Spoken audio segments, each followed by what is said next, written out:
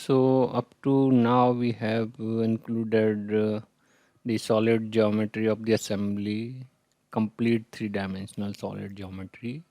So we are going to think whether we can reduce the model size, and if we reduce model size we can get better fidelity at the same time also. So if we reduce model size, then time requirement for solving will be also less, and we can get a better result in case of massing and other things.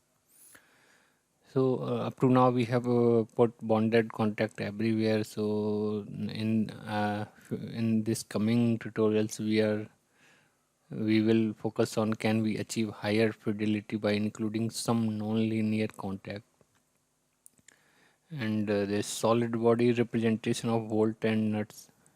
So up to now we were keeping both bolts and nuts. So can we increase solution efficiency by replacing them with simplified beam representation? So we will focus on this also. All parts are meshed independently. Should we eliminate contact region by connecting the mesh between certain parts of the assembly? So we will focus on the next tutorials.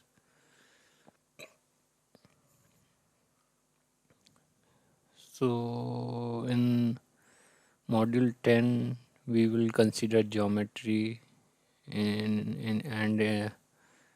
M12 enhancement techniques.